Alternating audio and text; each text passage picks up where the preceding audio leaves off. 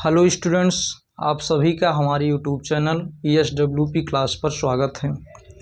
जैसे कि पिछले लेक्चर में हमने एक महत्वपूर्ण एग्जाम्पल पर डिस्कस किया था, सममित तथा विषम सममित आव्यूह को हम योग के रूप में कैसे लिखेंगे। जैसे कोई आव्यूह दिया गया है तो उसमें पूछा था कि आप सममित और विषम सममित के योग के रूप में लिखना था। तो आशा करता हूँ आप लोग उस वीडियो को अच्छे से देखेंगे, बोर्ड एग्जाम की दृष्टि से काफ़ी इम्पोर्टेंट है। तो आज हम आव्यूह के व्युत्क्रम के विषय में चर्चा करेंगे। देखिए, व्युत्क्रमणीय आव्यूह। तो व्युत्क्रमणीय आव्यूह क्या होता है, इसके विषय में हम डिस्कस करेंगे। देखिए, मान लीजिए ए बराबर कोई मैट्रिक्स दी गई है आपको, ए बराबर कोई मैट्रिक्स दी गई है।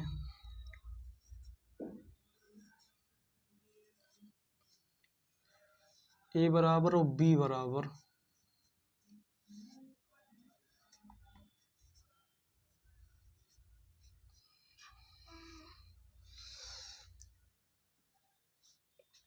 इसे ए और बी, आप लोगों को ए बराबर एक मैट्रिक्स 2 3 1 2 दिया गया है, बी बराबर एक मैट्रिक्स 2 -3 -1 2 दिया गया है। यही मैट्रिक्स दी गई है, तो इस मैट्रिक्स को हमको व्युत्क्रमणीय आव्यूह, इसी की सहायता से, यही एग्जाम्पल की सहायता लेकर हम आप लोगों को व्युत्क्रमणीय आव्यूह या इन्वर्टिबल मैट्रिसेस के विषय में चर्चा करेंगे। देखिए, व्युत्क्रमणीय आव्यूह क्या होता है। मान लीजिए दो आव्यूह आपको दिए गए हैं, दो आव्यूह आपको दिए गए ए और बी। यदि इनका गुणनफल, मान लीजिए आपको आव्यूह ए दिया गया और बी दिया गया है, दोनों आव्यूह का गुणनफल यदि आइडेंटिटी मैट्रिक्स के बराबर हो जाता है तो इसको हम व्युत्क्रमणीय आव्यूह या इनवर्टिबल मैट्रिसेस कहते हैं। देखिए, तो इन लोग पहले मल्टीप्लिकेशन, हम आव्यूह का मल्टीप्लिकेशन के विषय में चर्चा कर चुके हैं। तो देखिए, उसी की सहायता से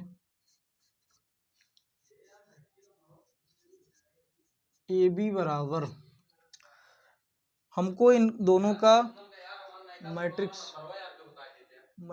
हम लोग को इनको मैट्रिक्स का मल्टीप्लिकेशन करना है। देखिए,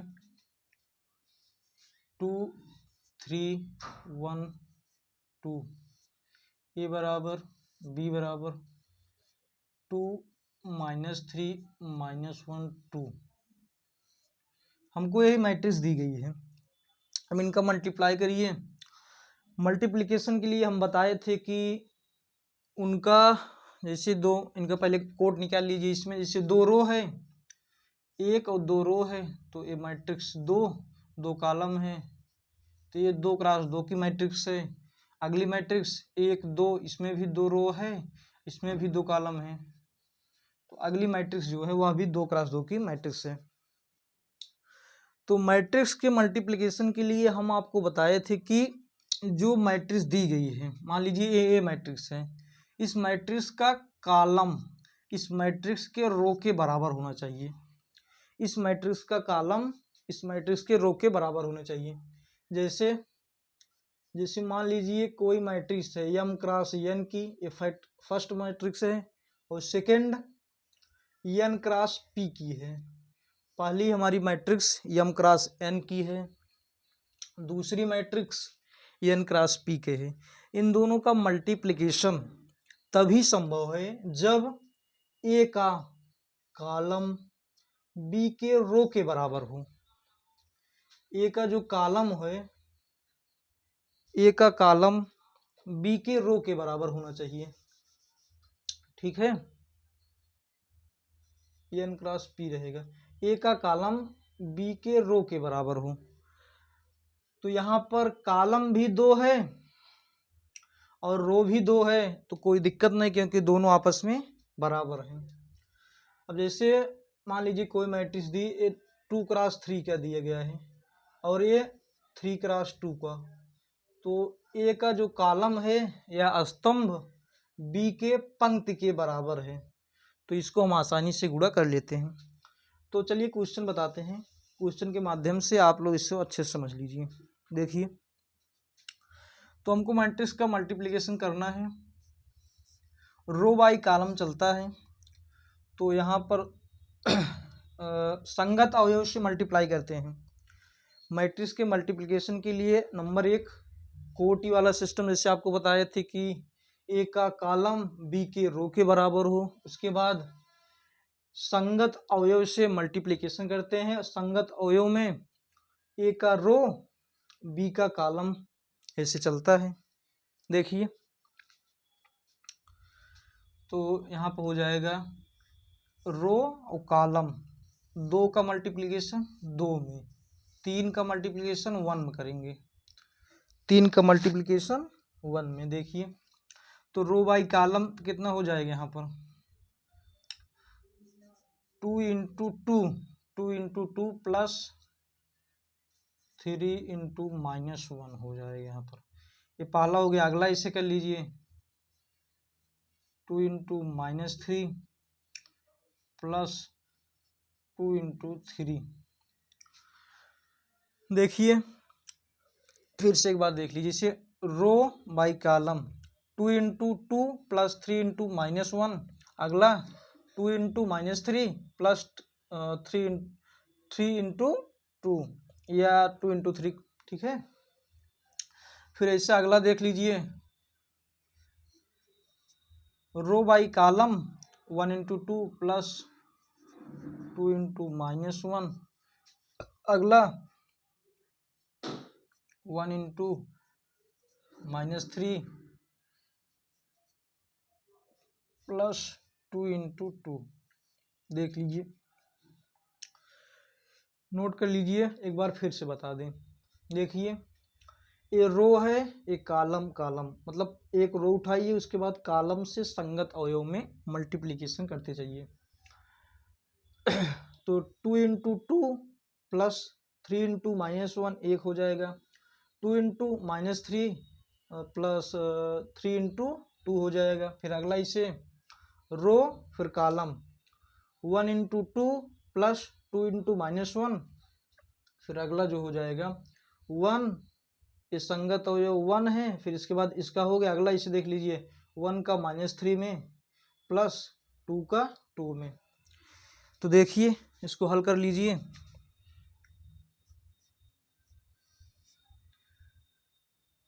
यहाँ 4 आ जाएगा मल्टीप्लिकेशन, यहाँ पर -3, यहाँ पर -6 आ जाएगा, यहाँ +6 आ जाएगा, यहाँ पर 2, यहाँ पर -2 हो जाएगा, फिर यहाँ पर -3, यहाँ +4, यही आ गया है।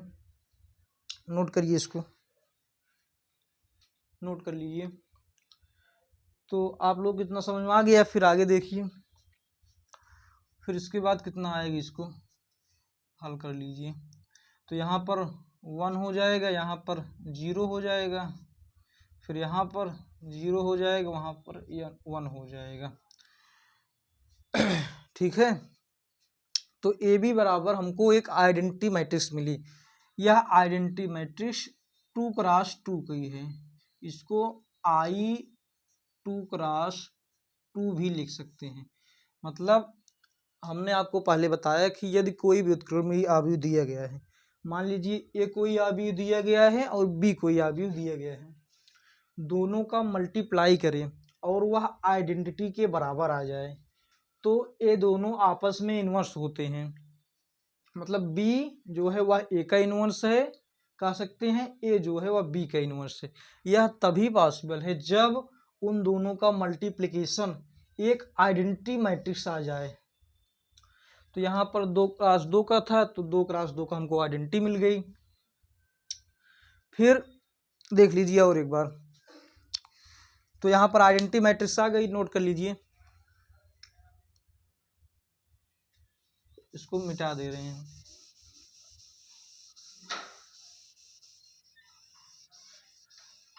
इतना आ गया। फिर आगे देखिए, फिर बी ए, हम ए बी बराबर आइडेंटिटी पा गए थे, फिर बी ए की वैल्यू निकाल लीजिए। यहाँ पर बी 2 - 3 -1 2 एक वैल्यू 2 3 1 2। ठीक है। फिर वैसे मल्टीप्लिकेशन कर देंगे, जैसे ए बी बराबर वैल्यू निकाले थे वैसे बी ए की वैल्यू निकाल चेक करेंगे। अगर आइडेंटिटी के बराबर आता है तो ए बी बराबर बी ए बराबर आइडेंटिटी हो जाएगा, मतलब ये दोनों जो है वो आपस में इनवर्स है, या तभी पॉसिबल है जब ए बी बराबर बी ए हो। ठीक है, देखिए तो यहाँ पर रो बाई कॉलम 2 इंटू 2 यहाँ प्लस -3 इंटू 1। ठीक, फिर ऐसे अगला कर दीजिए 2 इंटू 3 प्लस 2 इंटू -3। मतलब एक रो उठाइए, संगत अवयव से मल्टीप्लाई करिए। आप एक रो उठाइए, उसके बाद संगत अवयव, ये फर्स्ट है तो फर्स्ट का फर्स्ट में, सेकंड का सेकंड में मल्टीप्लाई करके ऐड कर दीजिए। तो 2 इंटू 2 प्लस -3 इंटू 1 एक हो गया। फिर अगला इसे 2 इंटू 3 प्लस 2 इंटू -3। ठीक है, ये हो गया।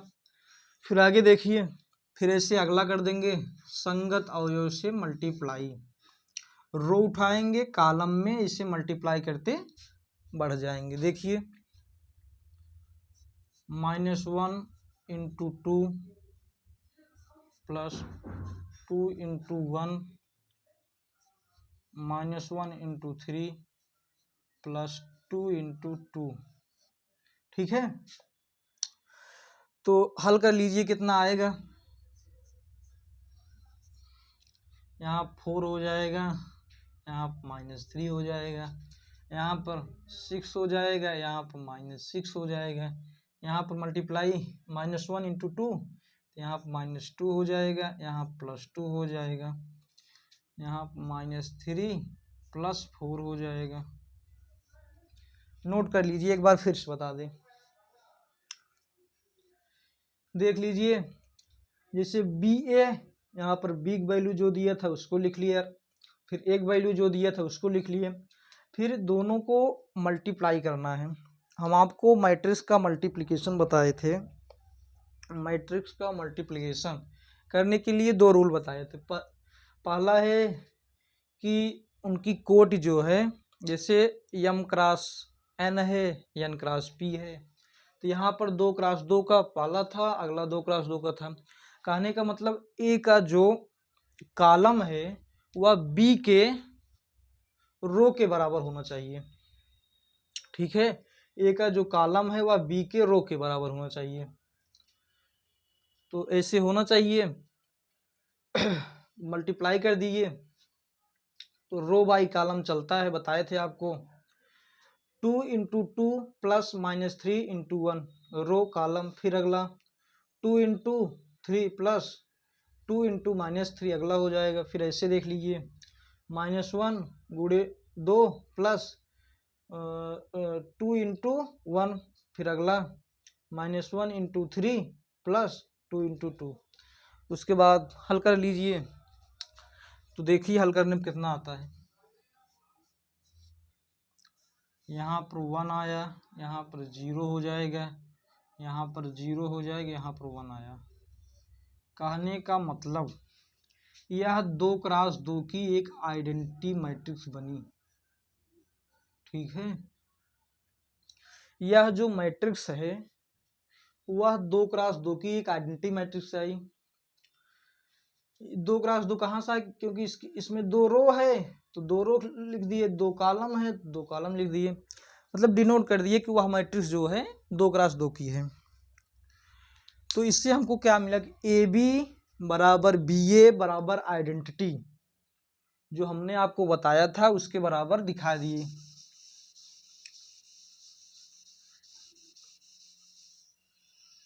अब इसकी परिभाषा लिख लीजिए, डिफिनीशन क्या बनेगी इसकी।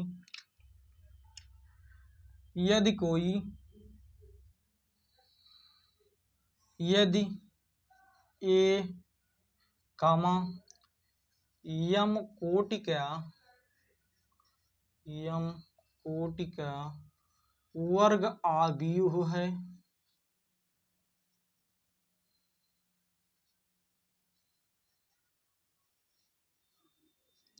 यदि ए यम कोटि का वर्ग आव्यूह है तथा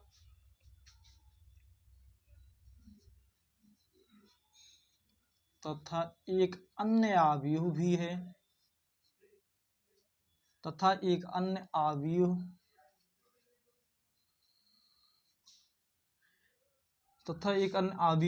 अस्तित्व में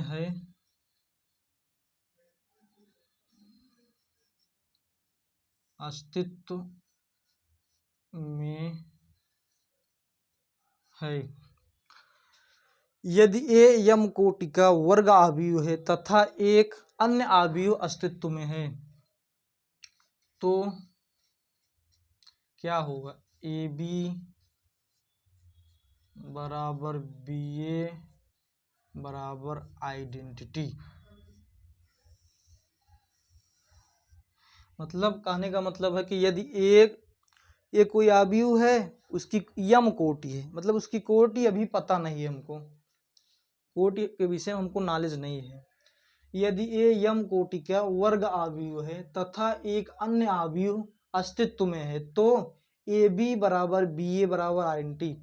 अगर हम ए बी मतलब दो आव्यूह दिए गए हैं ए और बी, उनका मल्टीप्लिकेशन करें फिर पलट दें, मतलब ए बी फिर बी ए करें, अगर वह आइडेंटिटी के बराबर, अगर वह आइडेंटिटी मैट्रिक्स एक इकाई आव्यूह आ जाता है तो हम बी को ए का व्युत्क्रम कहते हैं, तब हम बी को ए का व्युत्क्रम कहते हैं।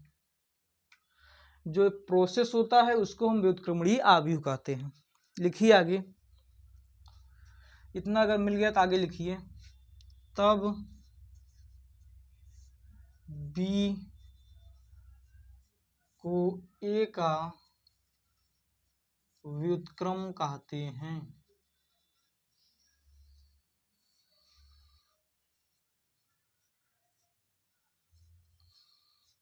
तब बी को ए का व्युत्क्रम कहते हैं, इसे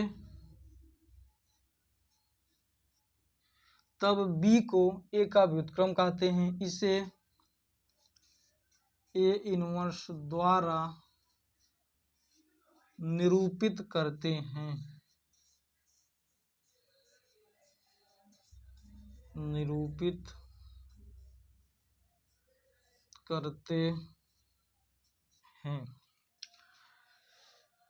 इसको कैसे लिखेंगे देख लीजिए, ए बी बराबर बी ए बराबर आइडेंटिटी दिया गया है, मतलब यही बताया आपको, तो इसको कैसे कहेंगे, यहाँ पर ए बी बराबर आई कर लीजिए, दिस इम्प्लाइज डेट बी बराबर ए इनवर्स, ठीक है।